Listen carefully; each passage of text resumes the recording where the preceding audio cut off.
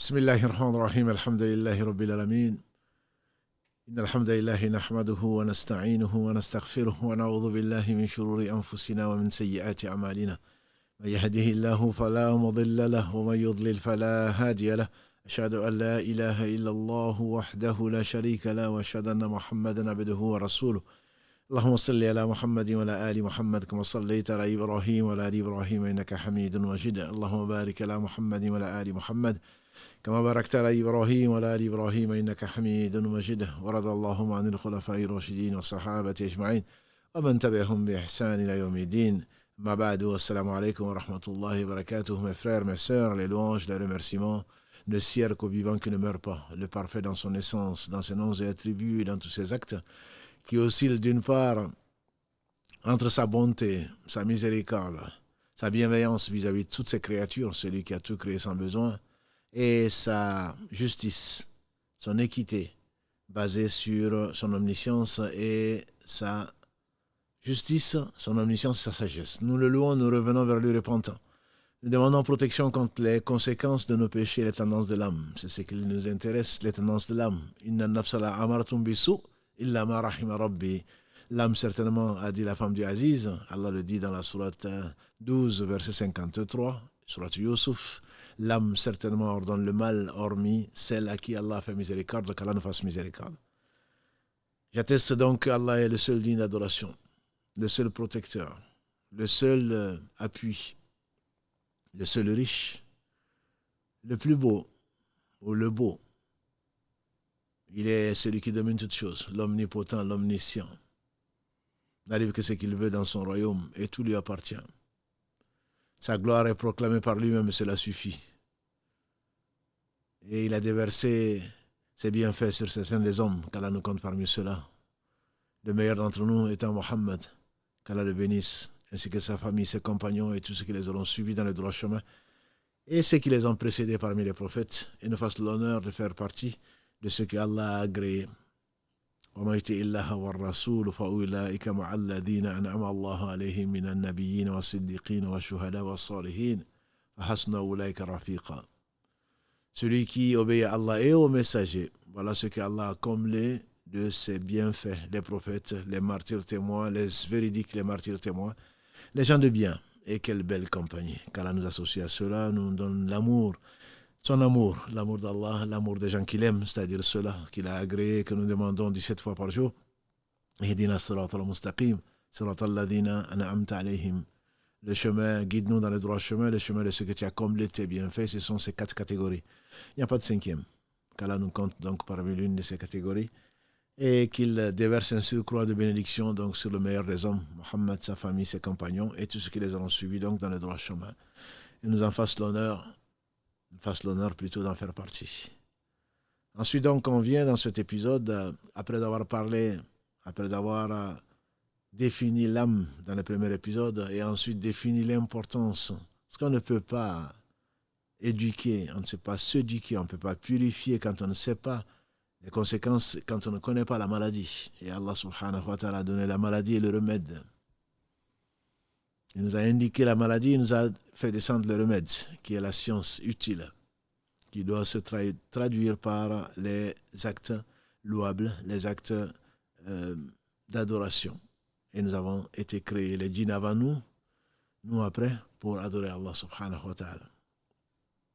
Donc nous soumettre par amour à son obéissance, éviter sa désobéissance par rapport et suivant ce qu'il a révélé subhanahu wa ta'ala, qui est la définition générale donc de l'adoration.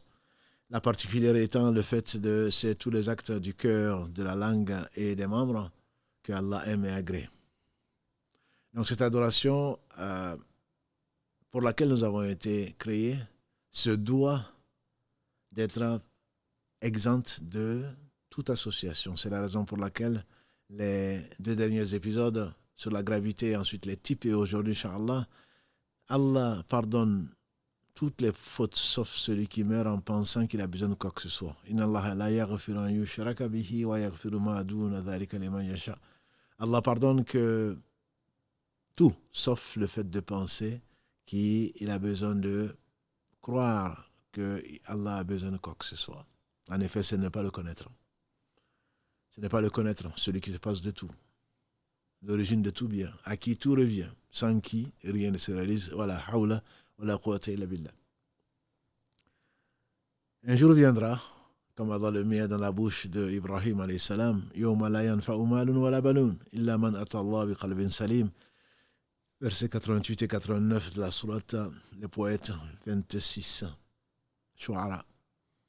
Le jour où ni bien ni enfant ne serviront à quoi que ce soit, sauf celui qui rencontre Allah, qui vient à Allah subhanahu wa ta'ala avec un cœur pur, on dit exempt donc d'association. C'est pour cela que l'épisode qui nous intéresse aujourd'hui, nous le consacrerons, incha'Allah, à l'extirpation de toute forme de shirk, de toute forme d'association, puisque Allah ne pardonne pas qu'on lui associe quoi que ce soit en dehors de cela. Il pardonne à qui il veut. Sourate 4, verset, on le connaît, 48, et l'autre verset 116, Allah dit la même chose. Il nous a mis en garde tous les prophètes, on l'a déjà vu.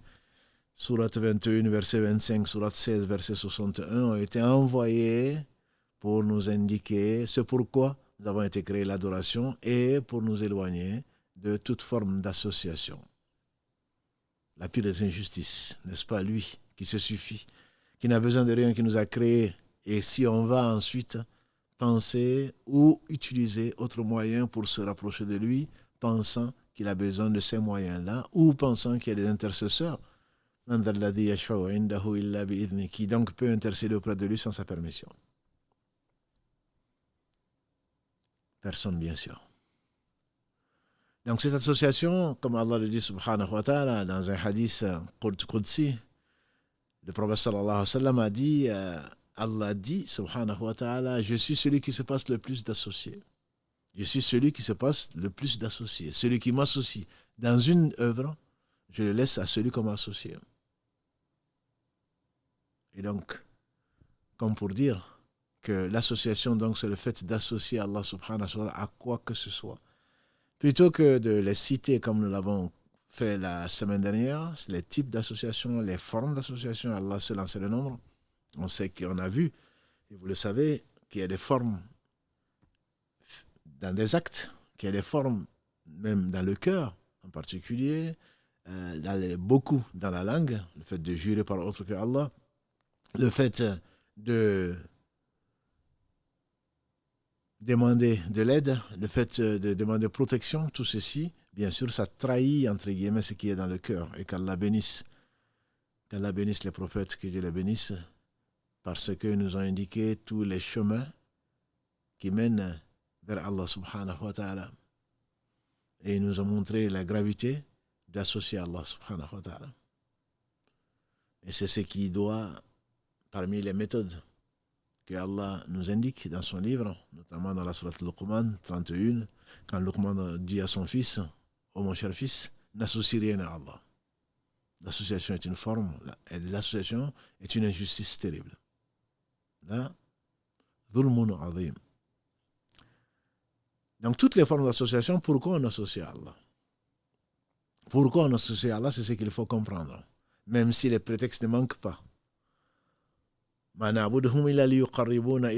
acceptent quand même ces polythéistes et ils reconnaissent qu'ils les adorent, mais ils justifient l'adoration. Et donc il n'y a pas de justification. Allah te dit ne m'associe rien. Celui qui rencontre Allah subhanahu wa ta'ala sans lui avoir associé quoi que ce soit, il rentre au paradis. Celui qui rencontre Allah en lui ayant associé ce dont il se passe de tout, alors qu'il n'est pas revenu repentant, certainement, il mérite l'enfer. Selon la forme, la grande association, ou l'association majeure et l'association mineure, on en a parlé. Si c'est l'association majeure, c'est l'enfer pour l'éternité. Et si c'est l'association mineure, l'association, l'acte n'est pas accepté. L'acte n'est pas accepté et c'est un péché dont il faut se repentir. Donc pourquoi toutes ces associations? Pourquoi associer à Allah ce dont il se passe de tout? Donc si on ne connaît pas l'origine, si on ne connaît pas le pourquoi, on va fermer, comme mettre des sparadraps sur des blessures, alors qu'en réalité c'est le corps lui-même qui est malade. Que dis-je? C'est le cœur lui-même qui est malade. Donc si on n'extirpe pas, si on n'enlève pas la cause du mal, très certainement on risque d'être, si on évite un trou, si on évite un danger, si on évite un événement, si on, grâce à Allah, on a pu éviter un péché, on tombe dans l'autre. C'est pour cela que on a besoin, pour cette injustice, pour l'éviter, on a besoin d'Allah, bien sûr. Iyyaka na'budu wa iyyaka nasta'in. C'est toi seul que nous adorons, c'est de toi seul dont nous implorons le secours. Et donc, ce secours, c'est Allah qui peut l'accorder. Cette protection contre l'association, c'est Allah qui peut l'accorder. Et il l'accorde pour tout problème, pour tout souci. C'est Allah qui nous garde protection. C'est pour cela qu'il a fait les 2 dernières sourates, 113 et 114. Il en a fait des merveilles. Et que nous récitons après chaque prière, normalement, pour ceux qui veulent suivre la noble sunna, purifier, et le soir, 3 fois, on répète ces sourates avec la sourate al-Ikhlas, la 112. Parce que la protection n'est faite que par Allah. Quand on demande, comme l'a dit le prophète sallallahu alayhi wa sallam à Ibn Abbas, quand tu demandes, demande à Allah. Quand tu demandes protection, demande-la à Allah. Pourquoi? C'est la kifaya. Allah te suffit. Toi, tu as besoin d'autre que Allah, c'est pour cela que tu l'utilises, que ce soit des idoles, que ce soit les morts, que ce soit des gens qui prétendent t'apporter quoi que ce soit, chercher des charlatans. Pour trouver le bonheur, ils vont te proposer monts et merveilles. Eux-mêmes sont malheureux. Et ils le seront surtout au jour du jugement dernier s'ils ne reviennent pas repentants. Tu vas compter, c'est pour cela qu'on est déçu. Compte sur qui tu veux. En dehors d'Allah, tu seras déçu. Parce que tu comptes sur un pauvre. Demande à qui tu veux. À la limite, tu le mets dans une position délicate. S'il te donne, il te donne avec mécontentement ou avec tristesse parce qu'il voit son bien diminuer. Celui qui donne matin, midi et soir à tout un chacun ce que l'on voit, ce que l'on ne voit pas, et ceci ne lui enlève rien. Il dit, mon serviteur, homme et djinn réunis, du premier au dernier, si vous mettez sur un coin de la terre et que chacun d'entre vous demande ce qu'il veut, ce n'est pas forcément du bien, mais nous demandons. Que chacun d'entre nous demande ce qu'il veut et qu'Allah donne à chacun ce qu'il veut, cela n'amènerait rien à ce qu'il possède, subhanahu wa ta'ala. Pas plus, dit-il, que le fait de plonger une aiguille dans l'eau de la mer et de l'en ressortir et voir quel est le volume d'eau qui va être, en quoi ça va diminuer le volume de l'eau de la mer. Les mathématiciens ou les matheux diront que c'est epsilon, c'est-à-dire c'est négligeable. Et donc, s'adresser à quelqu'un d'autre que Allah subhanahu wa ta'ala, c'est ne pas se suffire d'Allah. Hasbunallah ou hasbi Allah, la ilaha illa huwa alayhi tawakkaltu wa huwa rabbul arshil azim. Hasbi Allah, Allah me suffit. Si Allah te suffisait, ma sœur, tu serais heureuse. Si Allah te suffisait, mon frère, tu serais heureux. Parce qu'Allah détient toutes choses. Allah, il est riche. أيها الناس أنتم الفقراء إلى الله والله هو الغني الحميد. Dans la sourate Fatir 35 verset 15, Allah dit, ô vous les gens, ô humains, en réalité vous êtes tous des indigents, vous êtes pauvres vis-à-vis d'Allah. Allah, il est le seul riche. Al-Ghani, c'est celui qui se passe de tout, donc celui qui est riche. On le traduit parfois, Al-Ghani par le riche, on le traduit parfois par celui qui se passe de tout. Al-Hamid, donc le digne de louange, subhanahu wa ta'ala. Ceci dit, c'est parce que tu ne le connais pas que tu vas chercher des moyens ou ailleurs ceux qu'il détient, subhanahu wa ta'ala. Ça ne veut pas dire qu'il ne faut pas prendre les moyens, que l'on s'explique, que l'on soit clair. Allah a créé, subhanahu wa ta'ala, les moyens. Il a créé les causes, mais la cause principale, c'est elle. C'est pour cela que le tawakkul, qui est un des points culminants de la foi, le fait de s'en remettre à Allah, Certains gens de science disent que c'est le fait de prendre des causes. Si tu ne prends pas des causes, c'est de la folie. Comme quand tu es malade, tu refuses de prendre des médicaments. À la Kiana. Alors on n'a pas créé une maladie sans faire descendre de médicaments, qu'on le connaisse ou qu'on ne le connaisse pas. Des causes, si tu veux avoir des enfants, j'imagine que tu vas te marier, en tout cas légalement. Si tu as faim, si tu veux couper la faim, j'imagine que tu vas manger. Mais ce n'est pas la nourriture en tant que telle. La nourriture n'est qu'une cause. Si tu as soif, tu vas t'adresser, à moins que tu sois touché par un brin de folie, tu vas chercher à boire.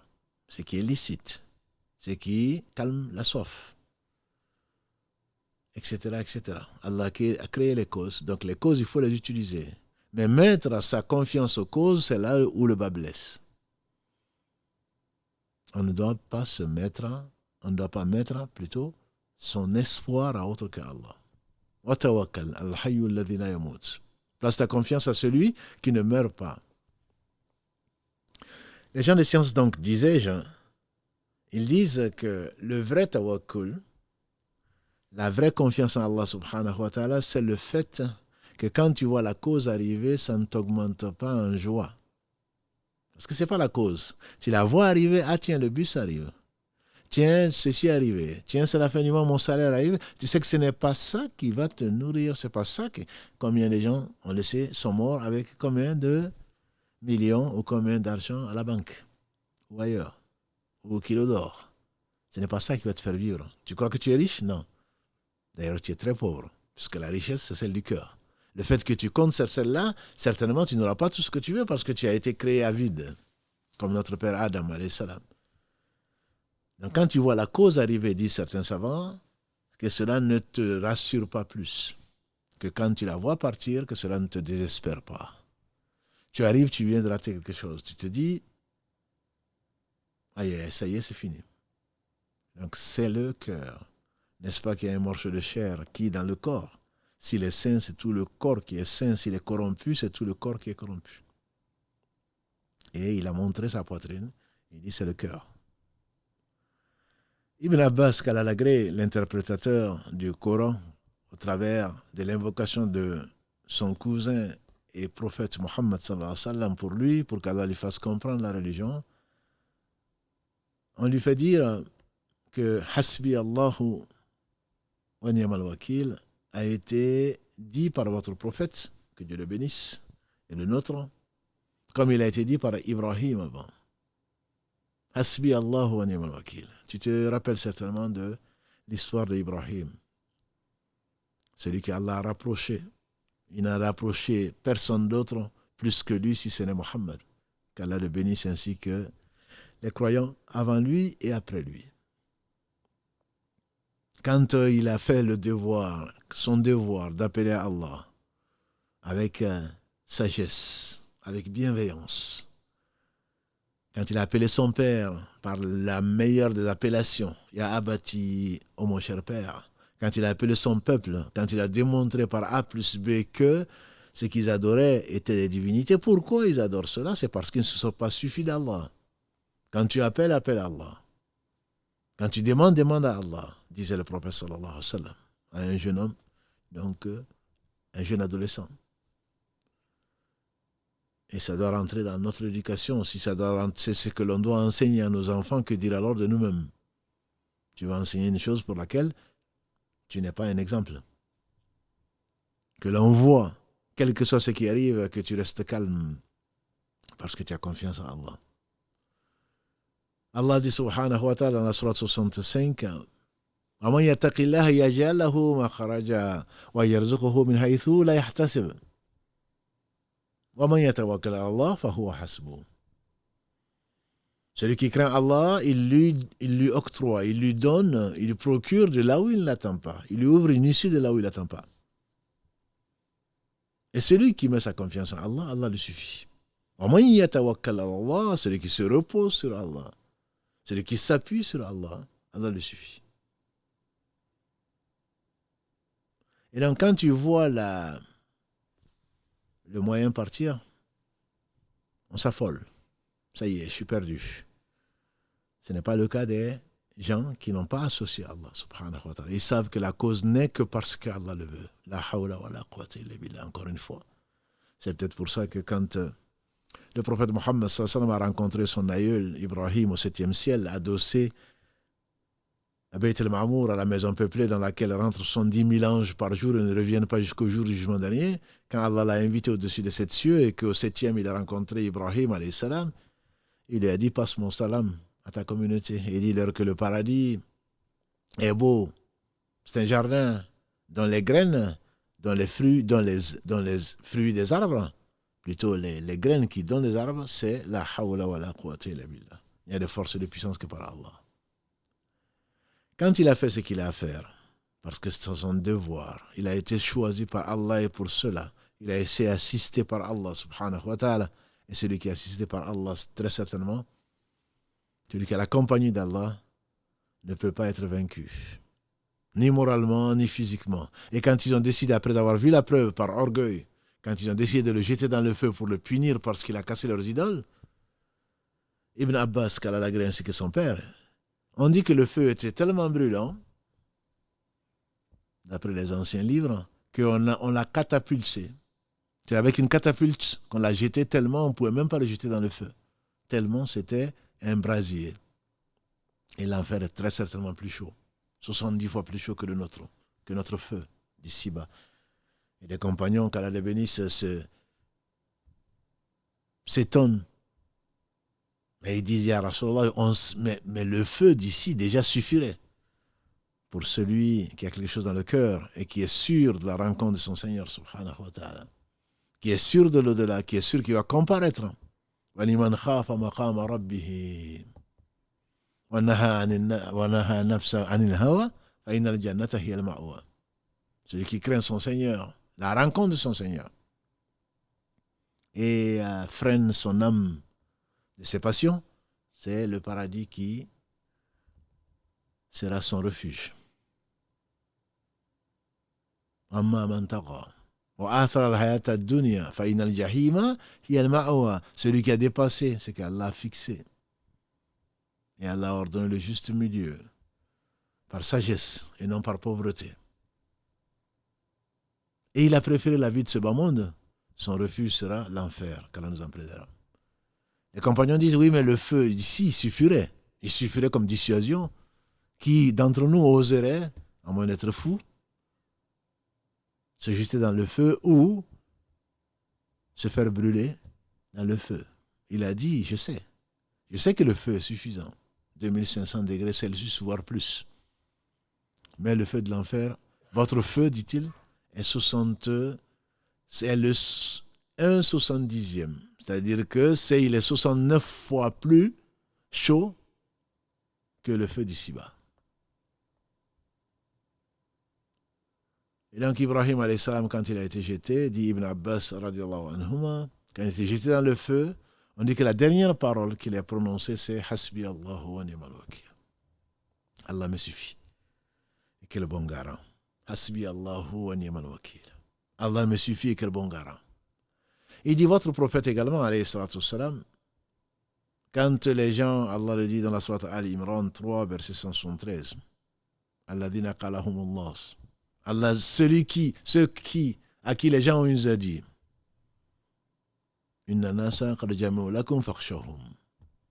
les gens se sont rassemblés contre vous, craignez-les. Ils ont dit, Hasbunallahu wa ni'mal wakil. Allah nous suffit. Et quel bon garant. Le meilleur des garants. Leur foi a augmenté. Les gens se sont rassemblés contre nous. On est avec Allah. Et ça, c'était à l'occasion de Uhud. Comme Allah le narre dans la sourate 3. Quand ils ont donné à Allah ce qu'ils ont donné, tout ce qu'ils avaient, et tout lui appartient. Et que, à cause de leur péché, de péché de certains, d'avoir désobéi au prophète sallam, Allah les a éduqués. Et que Allah a recruté 70 martyrs qui reposent encore à Uhud, qu'Allah les agrée. Et quand ils sont partis fatigués, blessés, épuisés, ils ont été vers Médine. Et ensuite, les polythéistes sont partis pensant qu'ils avaient pris leur revanche de Badr, où Allah les avait humiliés avec 70 morts, 70 prisonniers à Uhud, à l'an 2 de l'Égypte. À l'an 3 à Uhud, ils ont dit voilà, nos morts de l'année dernière contre vos morts cette année. Ils étaient satisfaits du résultat. Et ensuite, Satan les a rattrapés sur la route en disant mais vous les laissez alors que vous les avez vaincus, pourquoi vous ne finirez pas avec eux? Pourquoi vous ne les achevez pas? Pour qu'ils sachent une bonne fois pour toutes que vous êtes les plus forts, les vainqueurs, les plus réputés, et que la supériorité vous appartient. Et comme ils prétendaient, tout en adorant Uzza, Lat et Manat, 3 divinités, fausses divinités bien entendu, qu'ils adoraient, et disaient par Lat, par Uzza, par Manat, ils juraient par leur fausse divinité. Et donc, pourquoi ne pas leur montrer que ce sont vos divinités qui vous ont secouru? Alors retournez. Retournez et finissez-en avec eux. Alors, ils se sont retournés. Et Allah est capable. Allah est capable. C'est lui qui renverse les cœurs. C'est lui qui fait ce qu'il veut. Et voilà qu'ensuite il a mis la peur dans leur cœur. Et c'était l'une des 5 choses que le prophète sallam a eu comme privilège par rapport aux autres prophètes. À 1 mois de marche, a-t-il dit, Allah a mis dans le cœur de ses ennemis la frayeur, ru'b. À 1 mois de marche, quand ils entendaient que Muhammad est en route, sallallahu alayhi wa sallam. Amma ya'lamu junud Allah illa hu, ne connaît vraiment l'armée d'Allah que lui seul. À Badr, il a fait descendre des anges du 4e ciel, comme ceci a été confirmé dans le Sahih Bukhari. Et Allah n'a pas besoin d'anges. Allah a mis donc dans leur cœur la frayeur, finalement ils se sont arrêtés. Mais que les gens ne savaient pas, mais ils ont entendu qu'ils se sont regroupés pour venir vous exterminer. Qu'est-ce qu'ils ont dit? Oh là là, on va se précipiter pour aller à Médine pour se barricader? Non. Ils ont dit, Hasbunallah wa ni'mal wakil. Allah nous suffit et quel bon garant. C'est sur lui qu'on peut se reposer. C'est à lui qu'on peut faire confiance parce que quand il veut une chose qui soit, il suffit qu'il dise soit et la chose elle est. Parce que c'est lui qui n'a besoin de rien. C'est lui dont tout a besoin. Le feu ne brûle pas. Le couteau ne coupe pas. Tu ne peux pas parler non plus. Ni voir sans la permission d'Allah subhanahu wa ta'ala. Simplement on passe à côté de ces signes. Parmi ces signes, il y a la diversité de nos langues, de nos couleurs. Parmi ces signes, il y a la diversité de nos formes. Et parmi ces signes, il y a le fait que le soleil se lève et qu'il se couche. Parmi ces signes, tout est signe d'Allah subhanahu wa ta'ala. Simplement, la plupart des gens ne savent pas. C'est pour cela que la kifaya, le fait qu'Allah te suffise, si Allah te le fait cultiver dans le cœur, très certainement tu ne vas rien lui associer. Tu ne vas rien lui associer. Quand le shaitan va t'amener crains-les, tu dis hasbunallahu wa hasbi Allahu wa ni'mal wakil. Quand on te dit demande protection auprès des djinns, demande protection auprès des gens, demande protection auprès d'eux, tu dis a'udhu bi rabbil falaq. Tu cherches protection auprès de qui? Le Seigneur de l'aube. Min sharri ma khalaq. Contre le mal de ce qu'il a créé. Et c'est lui qui a tout créé. Contre tous les maux. Parce que rien n'arrive sans sa volonté, subhanahu wa ta'ala. Quand on va te dire de chercher de l'aide,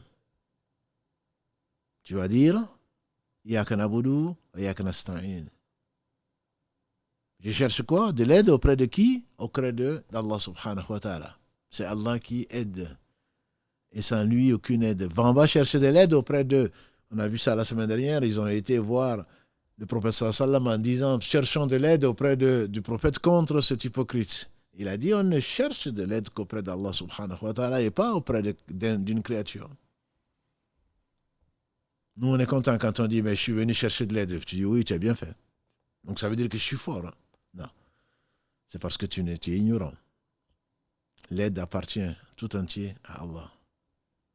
Inna al-izzata lillah. La force, toute la force appartient à Allah seul.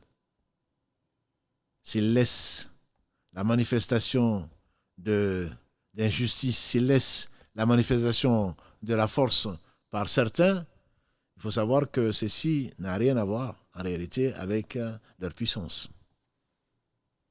Ça n'a rien à voir avec leur puissance. Ceci n'a à voir qu'avec l'épreuve d'Allah subhanahu wa ta'ala, sans qui rien ne se réalise. Alam tara kayfa fa'ala rabbuka bi ashabil fil.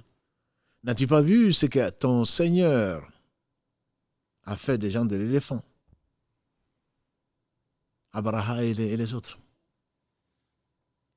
Alam tara kayfa fa'ala rabbuka bi Ad, qui s'est pris pour ce qu'elle ne sait pas, le peuple d'Ad, après Nuh. إرم ذات العماد التي لم يخلق مثلها في البلاد. Imran, qu'ils ont construit avec des colonnes, et qu'il n'y a pas eu de construction comparable à cette ville. وثمود الذين جابوا الصخر بالواد, ce qu'il a fait de Thamoud. Les Had, il les a détruits. Les Thamoud, Pharaon, de l'Autad, qu'il a noyé malgré ses prétentions d'orgueil, qui a massacré les fils d'Israël et mis en servage leurs filles, et pensait qu'il était éternel, et pensait qu'il était Dieu. Il s'est proclamé Dieu. Et Allah a juste ordonné à la mer de s'ouvrir, ensuite de le noyer. Quand une chose arrive, ne pense pas, ne cherche pas refuge auprès de qui que ce soit d'autre, en réalité dans ton cœur. Si en tout cas tu crains de tomber dans l'association à Allah. C'est pour cela que nous avons dit la semaine dernière, je me cherche refuge, c'est grâce à toi, c'est grâce à Allah et à toi. Le prophète sallam a dit non, c'est grâce à Allah seul. Si tu veux me remercier pour t'avoir aidé, tu dis c'est grâce à Allah, puis à toi. Le puis, le thumma fait toute la différence. Le et, c'est que tu associes quelque chose à Allah. C'est Allah qui l'a fait aussi, toi aussi. Quand tu dis à la personne non, dis à Allah seul. Il va dire non, mais tu exagères. Quand même, tu étais là. Mais c'est Allah qui t'a créé, c'est Allah qui t'a mis là, c'est Allah qui t'a donné la force de le faire, la volonté, la détermination de faire, et tout ce que tu possèdes lui appartient, comme tout lui appartient. Donc ne te complaît pas, n'accepte pas ces compliments qui ne te sont pas. Ça, c'est ce qu'on appelle les éloges, qui sont différentes des louanges. Les louanges appartiennent à Allah seul. Les éloges, on peut te le faire comme un griot, il peut te le faire pour te soustraire quelques euros, ou quelques francs CFA, ou autre chose. Mais les louanges ne sont dues qu'à Allah. C'est là le sens de Alhamdulillahi Rabbil Alamin. Les louanges, les remerciements, les éloges ne sierrent qu'à Allah. Même si on les utilise, surtout les éloges, pour autre que Allah subhanahu wa ta'ala. Mais en réalité, les vraies louanges, il est le digne de louange, Al-Hamid. Même la non-adoration ou le refus d'adoration ou la désobéissance des désobéissants prouve justement qu'il a la louange. Que les louanges lui appartiennent, autrement il aurait pu les détruire. Au moment où tu désobéis à Allah, tu utilises ce qu'Allah t'a donné, ce qu'Allah t'a confié pour peu de temps, pour lui obéir, tu l'utilises pour lui désobéir. Si Allah avait voulu, il t'aurait paralysé. Par exemple, il t'aurait aveuglé. Il t'aurait rendu muet et sourd. Quand tu prends ton verbe pour détourner de son chemin. Mais Allah te laisse. Allah est patient. Donc celui qui se suffit de Allah subhanahu wa ta'ala, celui que Allah suffit, très certainement est celui qui est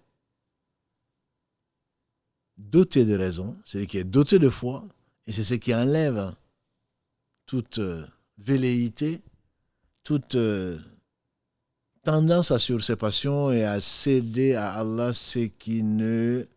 à céder à autre que Allah ce qui ne sied qu'à Allah. Ce qui ne sied qu'à Allah. En effet, si tu vas adorer les idoles, si tu vas chercher refuge auprès de qui que ce soit, si tu vas demander de l'aide auprès de qui que ce soit, c'est parce que tu attends d'eux et tu seras déçu. Et si par épreuve, Allah fait que ça marche, C'est ce qu'on dit parfois. Non, mais pourtant, il dit la vérité. Le prophète sallam, il a dit, ce sont des menteurs. Les sorciers, les magiciens, qui apprennent auprès des chéatines, il dit, toi, tu ne te rappelles que quand il a dit vrai. Quand plutôt la chose s'est réalisée. Il a dit pour Ayatul Kursi, entre autres, il a dit, c'est un menteur, même s'il a dit vrai. Il peut arriver au menteur de dire vrai. Il mélange 99 mensonges avec une vérité que les chéatines ont pu dérober et venir le dire à l'oreille du sorcier qui va te dire, ah oui, mais ton père, n'est-ce pas, qui s'appelle ça? Ta mère, n'est-ce pas que? Si tu le savais, pourquoi tu me demandes le nom de ma mère? Si tu entends quelqu'un te dire, dis-moi, donne-moi le nom de ta mère, mais si vraiment tu savais l'avenir, si tu savais le présent même, pourquoi tu me demanderais le nom de ma mère? C'est un charlatan. Amène-moi quelque chose, pourquoi? Si tu es vraiment celui que tu prétends, pourquoi tu ne le fais pas sans? Quand tu vois quelqu'un qui te demande, tu vas le voir, et tu n'as pas à le faire. Parce que pendant 40 jours, tes prières ne sont pas acceptées. Quand tu vas voir quelqu'un et qui va te dire, dis, quel est le nom de ta mère? Voilà un ignorant, voilà un désobéissant. Il va te dire, amène-moi de ses cheveux ou d'un de ses habits. Pourquoi? Parce qu'il va le confier à un shaitan pour le reconnaître soit à son odeur, soit à autre chose.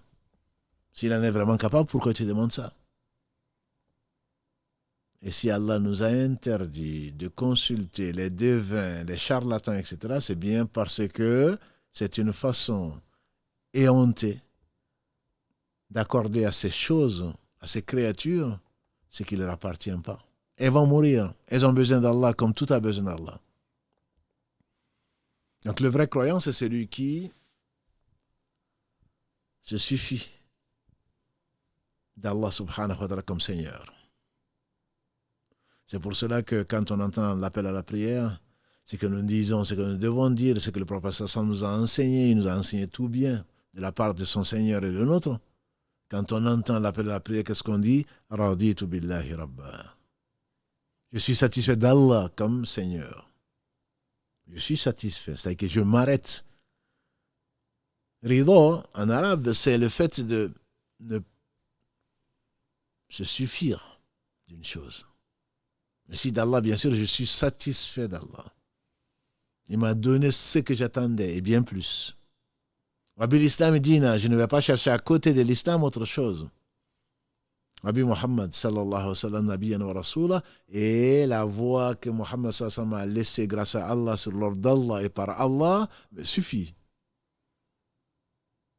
Et c'est lui qui disait que le Coran ne suffit pas, alors qu'il ne soit pas satisfait, qu'il ne soit pas suffi, qu'il ne soit pas comblé. Qu'Allah ne le suffise pas. Fasse qu'il ne soit pas satisfait par quoi que ce soit.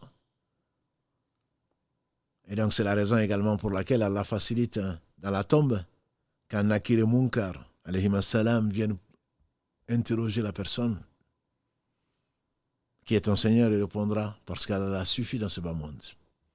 Le prophète sallam disait donc que celui qui dit « Je suis satisfait d'Allah comme Seigneur, de l'islam comme religion, de Mohammed sallallahu alayhi wa sallam comme messager et prophète », il est en droit d'attendre d'Allah sa satisfaction. C'est ce qui a fait les hommes heureux. Quand on dit les gens sont rassemblés, quand on dit on vous menace de cela, quand on dit ceci et cela, Hasbi Allahu wa ni'mal wakil. N'as-tu pas vu ce qu'Allah a fait? Qu'est-ce qu'il a dit au feu? Il a dit au feu d'être froideur, épais pour Ibrahim. Le feu ne l'a pas brûlé. Pour ceux qui croient en Allah, ils y croient. C'est Allah qui l'affirme dans le Coran. Pour ceux qui en doutent, ils ne sont pas croyants. Il faut leur montrer la preuve. Ah oui? Non, vous exagérez. Vous croyez ça? Oui, parce que toi, tu ne crois qu'à ce que tu vois. Alors, tu ne fais pas partie des gens qui craignent Allah. Allah décrit dans son livre, sa parole incréée, dans le 2e verset, quand il décrit les croyants, qu'est-ce qu'il dit? Alif lam mim dhalika al-kitabu la rayba fi. Alif lam mim, ce livre, il n'y a point de doute dessus. Hudan lil muttaqin.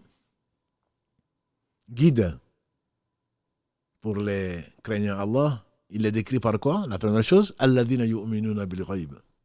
C'est ceux qui croient à l'invisible, à ce qui a été révélé à toi, ô Muhammad. ce qui a été révélé avant toi. Et nous y croyons. Ibrahim alayhi salam. Et ce n'est pas difficile à Allah. Wa ma dhalika ala Allahi bi aziz. Ceci n'est absolument pas difficile. N'a-t-il pas créé les cieux et la terre sans besoin? Ne t'a-t-il pas créé auparavant? Es-tu venu avec ce que tu portes, ce que tu as mangé, les tonnes que tu as mangées? Non. Toi et tout ce qui existe en dehors de lui, subhanahu wa ta'ala, a besoin de lui. Tout, absolument tout. Tout en te nourrissant, tout en te fournissant bien plus que ce dont tu as besoin, cela n'a rien à menuiser à ce qu'il a, subhanahu wa ta'ala. Et donc Allah doit te suffire. Quand une chose arrive, quelle que la mauvaise nouvelle, ou il n'y a pas de mauvaise nouvelle en réalité, la nouvelle qui arrive, qui est une épreuve pour toi, positive là. Si Allah a voulu ça, Allah qui ne fait que le bien, que dis-je, Allah ne fait que le meilleur. Dans ta situation, au lieu d'aller trafiquer, au lieu d'aller mentir pour arriver à ton but, au lieu d'aller à un but qui n'est pas noble, au lieu d'utiliser ce qui t'a été interdit, alors que Allah, s'il avait voulu, te l'aurait permis. Si te l'a interdit, c'est parce que le mal prédomine dans ça. Quand il dit de ne pas le faire, parce que c'est du faux, et Allah n'aime pas le faux, alors, très certainement, tu te crois démuni face à une situation, c'est parce que tu ne connais pas ton Seigneur. Quand il arrive quoi que ce soit, dis-toi que Allah suffit. Hasbi Allahu wa ni'mal wakil. Hasbi Allah me suffit. Hisab. Hasbi Allah. Allah me suffit. Il rajoute wa ni'mal wakil, et quel bon garant. Donc ceci, c'est vraiment extirper l'association, le shirk, l'injustice, la pire des injustices, en toutes circonstances. Quand une chose t'envahit, ou envahit ton cœur, rappelle-toi le remède. Le remède, c'est celui-là. Si tu le laisses pousser, si tu laisses les racines pousser, alors même si tu coupes l'arbuste, tu dis non, c'est tout petit, c'est une mauvaise herbe, je vais la couper. Non, il faut la déraciner. Si tu la coupes, elle va repousser dans une autre circonstance. Il suffirait qu'il y ait un peu d'eau, un peu de tentation, que la chose repousse. Et tu te tiendras toi-même, mais pourtant j'ai résisté à ça, mais là, finalement, je n'ai pas résisté. Oui, tu n'as pas résisté parce que tu as laissé les racines. Et même si tu coupes l'arbuste ou tu coupes l'arbre, les racines sont là pour donner vie à une autre forme de vie, à ce que tu viens de couper parce que tu ne l'as pas tué. Tu n'as pas déraciné. C'est la raison pour laquelle, certainement, l'objectif doit être, avant toute chose, de déraciner la source, déraciner les causes du shirk qui sont le fait de te reposer sur autre que Allah subhanahu wa ta'ala. Mets ta confiance en qui tu veux, tu seras dessus. Et c'est pour cela qu'elle est ridicule, mais pas seulement ridicule. Il encourt la colère d'Allah subhanahu wa ta'ala. L'œuvre n'est pas acceptée d'Allah qui se passe de tout. Et le prophète sallallahu alayhi wa sallam, qu'est-ce qu'il a dit? C'est que je crains le plus pour vous. C'est que je crains le plus pour vous, c'est la petite association. C'est pas la grande. La grande, Lat, Uzza, Allat, Uzza, al-Manat, de ce que les Quraysh adoraient. Là, tu sais bien que ça ne sert à rien. Il les a renversés, les 360 idoles. Sallallahu alayhi wa sallam, quand il est rentré dans la Kaaba, il y en avait 360. Quand Allah lui a ouvert les portes de la Mecque. Il dit, c'est que je crains le plus pour vous. Ce n'est pas ça. Ce n'est pas cette adoration-là, même si certains vont égorger des poulets ou des chèvres ou je ne sais quoi d'autre pour avoir des enfants ou pour je ne sais quoi d'autre. Ça, c'est de l'association majeure. Qu'Allah nous en préserve. Celui qui meurt dans cet état, il ne sortira pas de l'enfer. Même s'il est imam d'une mosquée. Ça ne changera rien du tout. Ça ne changera rien du tout. Mais ce qu'il craignait le plus, c'est qu'il y a des formes subtiles. Comme Arria. On dit l'association mineure, c'est quoi? Il dit ce que je crains le plus pour vous, c'est l'association mineure. Ils ont dit c'est quoi? Il dit Arria. C'est-à-dire, c'est contradit par l'ostentation. C'est subtil. Mine de rien, tu fais des choses pour la notoriété. Tu fais des choses pour être apprécié des gens, pour gagner le cœur des gens. Et donc, en fait, c'est faux. Et c'est, dans l'adoration, c'est un péché, c'est un grand péché. Ariya vient de l'arabe, ru'ya, donc le fait de voir. Pour te faire voir, tu fais ça, c'est ce qu'on traduit par l'ostentation. Comme pour te faire apprécier, quand tu parles pour que l'on apprécie ce que tu dis. Ariya, c'est l'ostentation.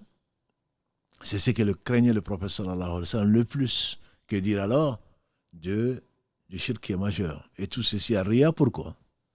Tu veux chercher l'agrément des gens dans ce qu'on ne doit faire que pour Allah. Il y a beaucoup de choses, bien entendu, on aime être aimé. On aime. Et il n'y a pas de mal à ce qu'on aime.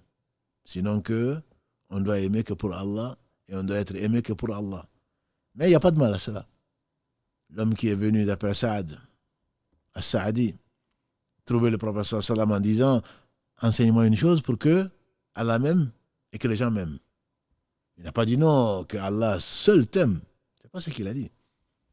Il a dit idhad dunya yuhibbuk Allah. Soit abandonne ce bas monde et Allah va t'aimer. Et abandonne ce que les gens possèdent et les gens vont t'aimer. Parce que les gens n'aiment pas que tu rentres en compétition avec eux.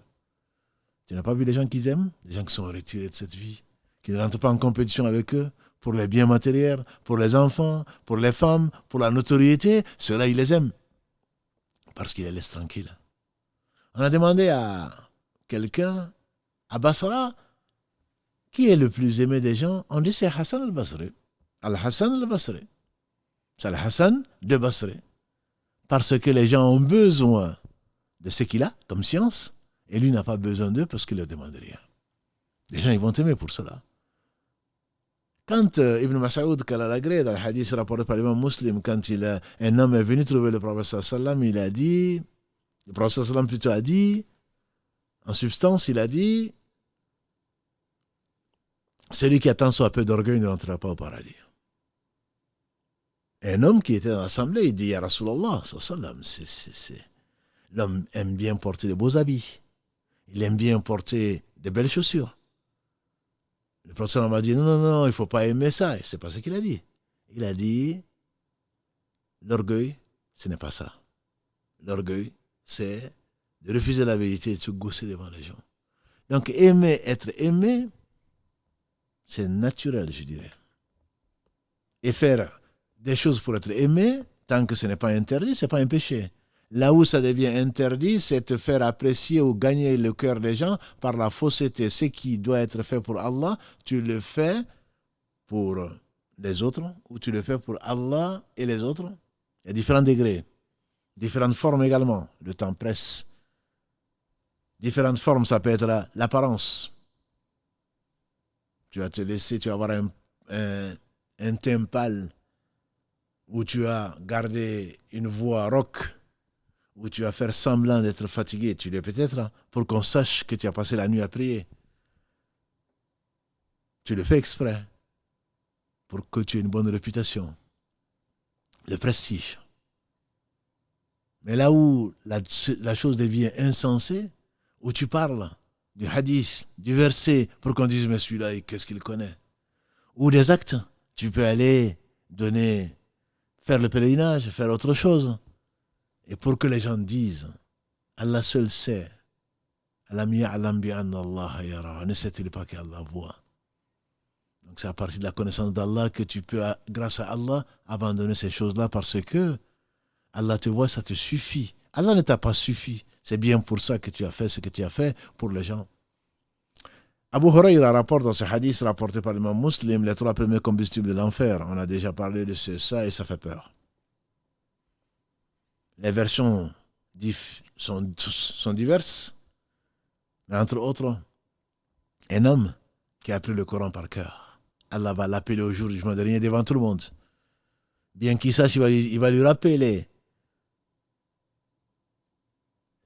de nombreux bienfaits qu'il lui a accordés. L'homme va les reconnaître. Et Allah va lui dire, bien qu'il sache, qu'est-ce que tu as fait de cela? Il dit, tu as descendu ta parole Un livre merveilleux, je l'ai appris par cœur, je l'ai récité matin et soir. Et Allah, c'est tout, mon frère. Oui, tu l'as récité, c'est vrai. Pour toi, dira-t-il. Et c'est le mot de trop. Pour toi. Et Allah dira, tu mens. Les anges diront dans une version, tu mens. Tu n'as fait ça que pour qu'on dise, voilà quelqu'un qui connaissait le Coran par cœur. Tu rencontres des frères, tu leur passes le salam. Ah, moi, je suis Haml al-Quran. Moi, je connais le Coran par cœur. Je t'ai rien demandé. Je t'ai rien demandé. Que tu connaisses le Coran par cœur, ça ne se voyait pas. Mais toi, tu me le dis. Pourquoi tu me le dis? Est-ce qu'il y a un intérêt quelconque? Et Allah, comme l'a dit le prophète sallallahu alayhi wa sallam, celui qui fait des choses pour se montrer, Allah va le dévoiler. Allah va le dévoiler, ça fait peur. Si tu fais des choses pour Allah, subhanahu wa ta'ala, les gens diront du bien de toi. Comme des compagnons du prophète sallallahu alayhi wa sallam sont venus le voir en disant, nous on fait des choses pour Allah, et pourtant les gens nous félicitent, entre guillemets. Le prophète sallallahu alayhi wa sallam leur a dit, ce n'est que une avance. Ça dit qu'Allah vous a aimé. Allah a fait que les gens vous ont aimé. Et ça n'enlèvera rien à ce qu'Allah vous a réservé. Quand Allah aime quelqu'un, qu'Allah nous aime, il appelle l'ange Gabriel. Ya Jibril, j'aime un tel, aime-le. Ils n'ont pas de volonté propre. Jibril l'aime, Jibril descend dans les cieux. Et il dit aux anges, Allah aime un tel, aimez-le. Et les anges vont l'aimer puisqu'ils n'ont pas de volonté propre. Et les anges vont descendre sur la terre et sur la mer en insufflant l'amour de la personne à toutes les créatures. Exception faite de quelques injustes. Même ceux qui ont combattu le prophète alayhi salam, ils reconnaissaient leur bravoure, ils reconnaissaient leur droiture, ils reconnaissaient tout ceci. Mais ils se refusaient parce qu'ils avaient le cœur malade. Ils les combattaient, mais ils savaient bien que c'était des gens qui étaient droits. Ils savaient très bien qu'ils étaient injustes eux-mêmes en le faisant. Ils ont inventé, ils ont calomnié, ils ont tout fait. Mais ils savaient bien entendu qu'ils ne pouvaient rien leur reprocher. Parce qu'Allah les a aimés. Quand Allah aime quelqu'un, rien ne peut lui arriver de mal. Tout ce qui lui arrive, c'est pour le purifier ou l'élever en degré. C'est que nous nous considérons comme mal. Quand notre mère Aïcha Kalalagré, qui a été la femme du prophète sallam et qui le sera dans le paradis, n'en déplaise aux ennemis de Dieu, ennemis d'eux-mêmes, quand elle a été calomniée de ce qu'elle n'a jamais fait, Allah dit dans la sourate 24, ne pensez pas que c'est du mal. C'est du bien pour vous. Et pourtant, on me calomnie. Elle a passé quoi? Un mois à ne pas pouvoir manger, à ne pas pouvoir dormir parce qu'on l'a accusé de ce qu'elle n'a pas fait. Jusqu'à ce qu'Allah ait révélé ces versets qui sont récités, jusqu'au jour où il hériterait la terre et ce qu'elle contient.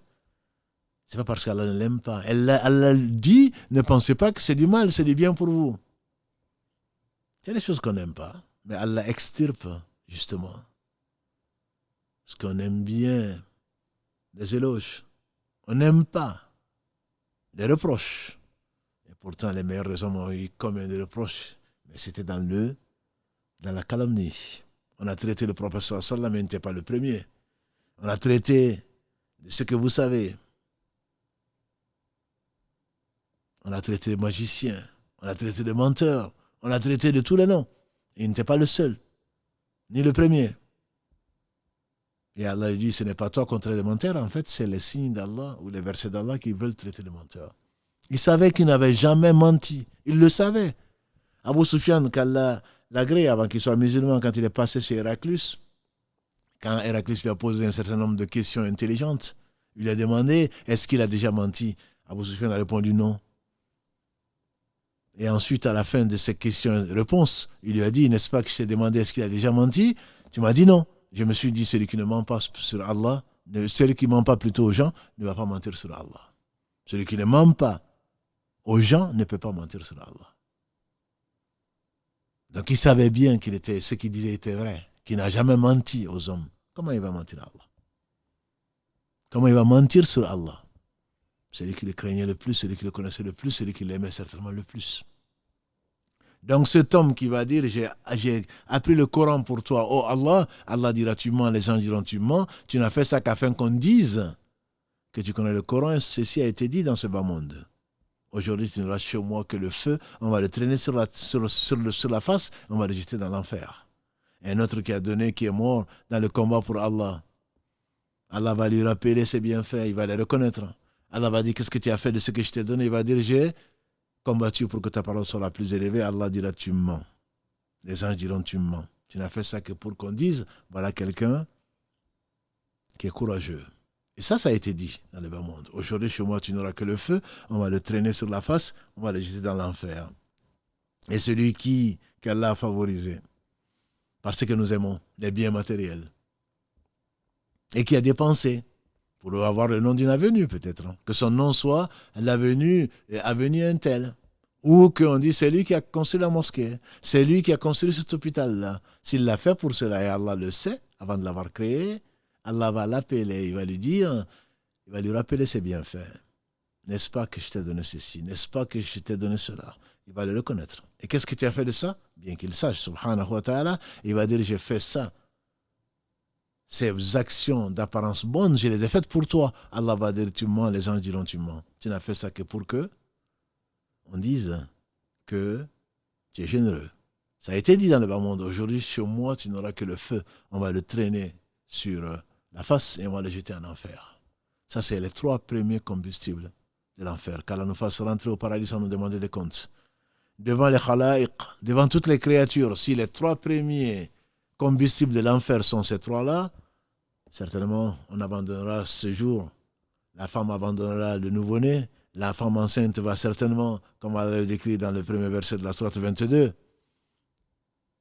tu verras les gens comme ivres, mais ils ne sont pas ivres. C'est parce que le châtiment d'Allah est terrible. La preuve, c'est que 3 personnes qui ont fait ce que nous n'avons pas fait,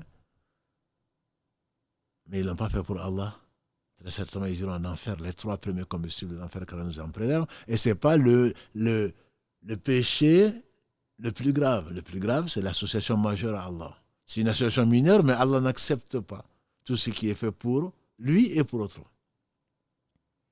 Puisqu'il se passe de tout. Les degrés sont variables. Certains ne font que pour se faire voir. Ce sont les hypocrites qu'Allah nous en préserve. Au fin fond de l'enfer. Verset 145 de la sourate 4. Les femmes. Dark al-asfal min al-nar. Plus bas encore que les gens qui prétendent ne pas croire.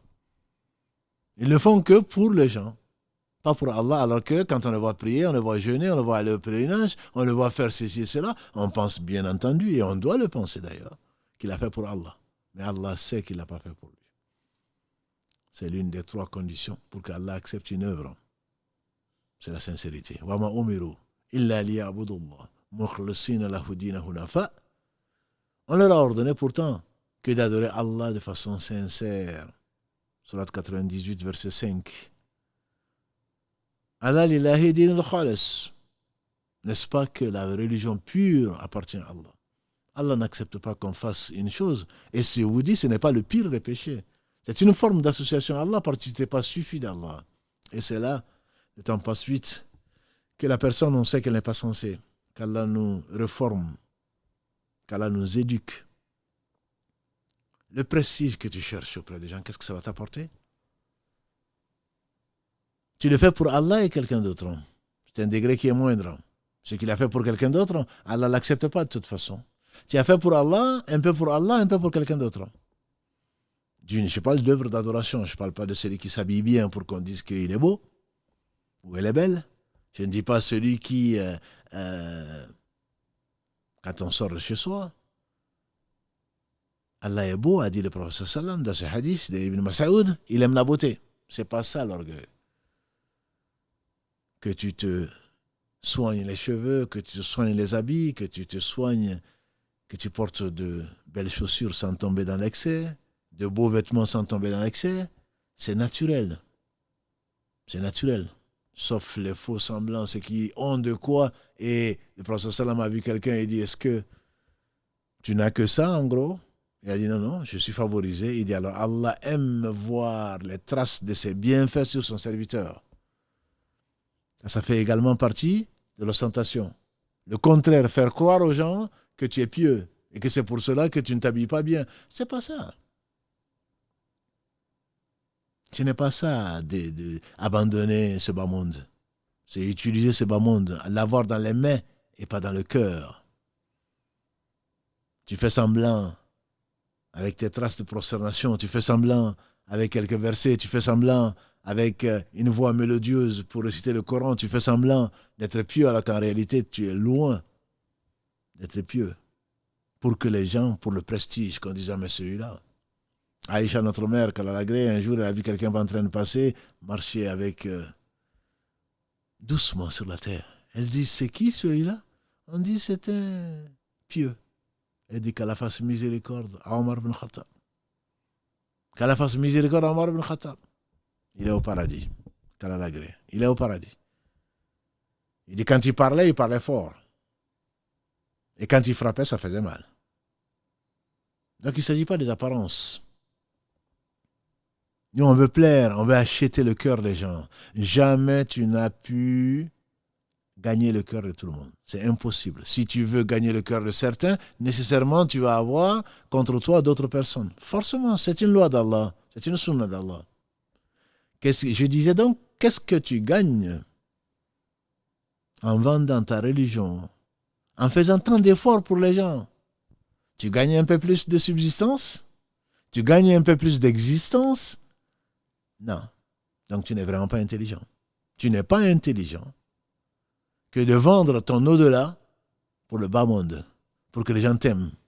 Et comme l'a dit le prophète sallallahu alayhi wa sallam, celui qui recherche la satisfaction des gens, on va souvent, parmi nous, essayer de plaire aux gens tout en désobéissant à Allah. On sait qu'Allah interdit, on sait qu'Allah n'aime pas ceci et cela, et on le fait. Pourquoi? Pour qu'on garde des étiquettes. Voilà un musulman modéré, voilà un musulman ceci, voilà un musulman cela, dans la désobéissance à Allah subhanahu wa ta'ala. Celui qui cherche la satisfaction des créatures contre la satisfaction d'Allah, il n'aura ni la satisfaction des créatures, ni celle d'Allah. Parce que ce prestige que tu cherches, cette notoriété que tu cherches, ça ne va pas t'apporter grand-chose. Et j'en connais des exemples qui ont vendu leur religion pour être célèbres, et pourtant Allah sait qu'ils sont détestés. Quand, dans ce fameux hadith, le prophète sallam, dans une des versions, il dit, quand Allah déteste une personne, il appelle l'ange Gabriel. Je déteste cette personne, déteste-la. L'ange Gabriel la déteste. L'ange Gabriel descend dans les cieux en disant aux anges, Allah déteste cette personne, détestez-la. Et les anges vont détester la personne. Et les anges vont descendre sur la terre et sur la mer en insufflant la détestation de cette personne dans le cœur des créatures d'Allah subhanahu wa ta'ala. J'en ai vu des gens qui ont voulu plaire aux gens contre l'agrément d'Allah. Ils n'ont eu ni l'agrément d'Allah, sadaqa Rasulullah sallallahu alayhi wa sallam. Il disait, il ne parlait pas de lui-même. Il a dit que celui qui cherche la satisfaction d'Allah contre la détestation des gens, il aura la satisfaction d'Allah et la satisfaction des gens. Celui qui recherche la satisfaction des gens contre la satisfaction d'Allah, il n'aura ni la satisfaction d'Allah, ni la satisfaction des gens. Pauvre de toi. Qu'est-ce que la satisfaction des gens va t'apporter? Qu'est-ce que l'estime des gens va t'apporter? Qu'est-ce qu'ils pourront pour toi le jour du jugement dernier? يَوْمَ لَا يَنْفَعُ مَالٌ وَلَا بَنُونَ إِلَّا مَنْ أَتَى اللَّهَ بِقَلْبٍ سَلِيمٍ. Le jour où ni les biens, ni les enfants ne serviront à quoi que ce soit. يَوْمَ يَفِرُّ الْمَرْءُ مِنْ أَخِيهِ وَأُمِّهِ وَأَبِيهِ وَصَاحِبَتِهِ وَبَنِيهِ لِكُلِّ امْرِئٍ مِّنْهُمْ يَوْمَئِذٍ شَأْنٌ يُغْنِيهِ. Le jour où l'homme fuira ses frères, son père, sa mère, ses frères et sœurs, son épouse, ses enfants. Ce jour, chacun d'entre nous sera préoccupé par ceux qui le préoccupent. Le prophète sallam disait, Ya Fatima, la reine des femmes du paradis, la quatrième des femmes, des 4 meilleures femmes que la terre a portées, Fatima, qu'Allah l'agrée. Elle dit, Ya Fatima, bint Muhammad, pour préciser, la fille de Mohammed, c'est-à-dire moi. Demande-moi tout ce que tu veux. Ici-bas, si je peux, je te le donnerai donc. Demande-moi ce que tu veux. Dans l'au-delà, je ne pourrai rien pour toi. Ça, c'est sa fille chérie. Ça, c'est elle est au paradis. Elle est la mère de l'épouse de Ali qui est au paradis. Elle est la mère de Al-Hassan et Al-Hussein qui sont au paradis, qui sont les 2 chefs des jeunes du paradis, comme l'a dit le prophète sallallahu alayhi wa sallam. Mais ce n'est pas pour autant que le prophète sallallahu alayhi wa sallam pourra quoi que ce soit pour eux au jour du jugement dernier. Et donc, comment tu vas vendre ta religion? Comment tu vas vendre ton honneur? Comment tu vas faire semblant? Avec du faux, tu ne feras jamais du bien. Et c'est la graine de l'hypocrisie. Tu montres aux gens ce qui n'est pas la réalité.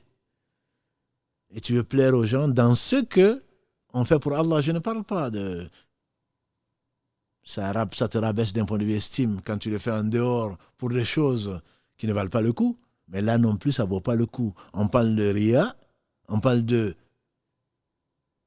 cette association mineure, mais pourtant c'est un grand péché, cette association mineure.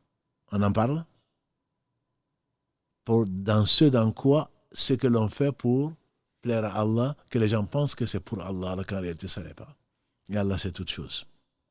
Notre mère Aïcha, qu'Allah l'agrée, disait, l'association est si subtile, elle est plus subtile que la marche d'une fourmi noire sur une roche noire dans une nuit ténébreuse.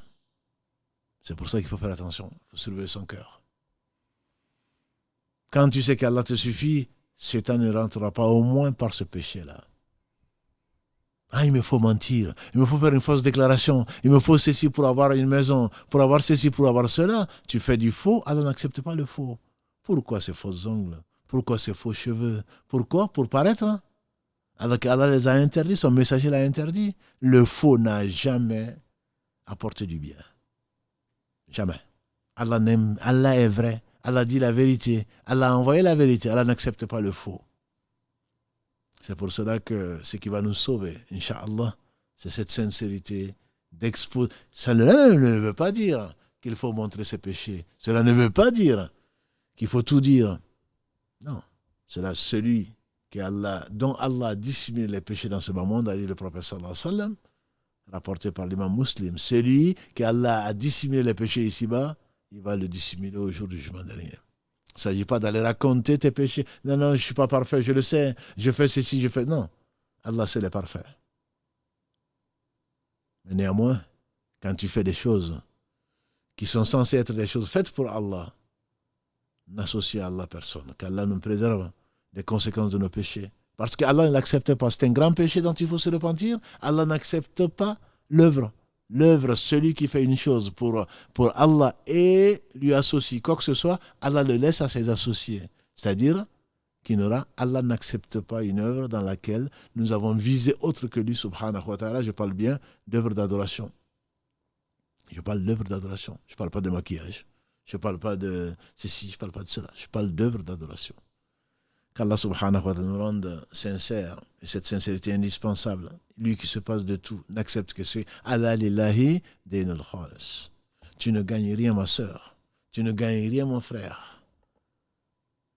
À chercher le prestige, ça ne te donnera que de la honte et de l'humiliation. Parce que tu as voulu trahir les gens, Allah va te dévoiler. Et ceci fait partie des choses qu'Allah éduque nos âmes, qu'Allah nous éduque pour éviter cela, parce que c'est la source, c'est la racine même, la recherche du prestige, la recherche de la notoriété. C'est la racine même de toute forme, de toutes les formes d'association. Parce que tu vas chercher en dehors d'Allah ce qui ne peut ni te nuire, ni te profiter. Quand tu sais qu'Allah te suffit, très certainement tu es comblé. Parce que rien n'arrive sans sa volonté, subhanahu wa ta'ala. On va lui demander de bénir Mohammed, sa famille, ses compagnons, tous ceux qui les auront suivis dans le droit chemin, et qui nous préservent de lui associer quoi que ce soit, comme le disait le prophète sallallahu alayhi wa sallam, Allahumma inni a'udhu bika an ushrika bika shay'in a'lamu wa astaghfiruka lima la a'lamu. Oh Allah, je te demande, parce que c'est lui qu'il faut demander. Allah, je te demande protection. C'est lui qui protège. Contre le fait de t'associer quoi que ce soit. Et je te demande pardon pour ce que j'ai pu faire inopinément, que j'ai pu faire involontairement. Qu'Allah bénisse ce prophète, sa famille, ses compagnons, il ne faisait pas partie des associateurs. Ni Ibrahim, qui est le père des musulmans. Il n'a jamais fait partie des associateurs. Et qu'Allah nous rappelle, soumis avec un cœur pur. C'est la seule garantie. C'est la seule chose qui va te profiter au jour du jugement dernier. Quand tu rencontres Allah, avec un cœur qui est pur. Qu'Allah purifie nos actes, y compris à commencer par ceux du cœur, des membres de la langue, de toute forme d'association, qui est si subtile. Shaitan nous pousse tellement à nous montrer, à chercher le prestige, à chercher la notoriété, qui, très certainement, non seulement n'est pas acceptée dans les œuvres d'adoration, mais en plus de cela, va coûter l'enfer, les 3 premiers combustibles de l'enfer car nous en préserve, et ce ne sont pas les seuls, bien entendu, mais les 3 premiers combustibles de l'enfer, comme exemple, seront des personnes qui ont fait des choses que l'on pense être pour Allah, alors qu'en réalité, ça ne l'était pas. Ils ont associé à Allah ce dont se passe. سبحانك اللهم وبحمدك أشهد أن لا إله إلا أنت أستغفرك وأتوب إليك سبحان ربك رب العزة عما يصفون وسلام على المرسلين والحمد لله رب العالمين والسلام عليكم ورحمة الله وبركاته.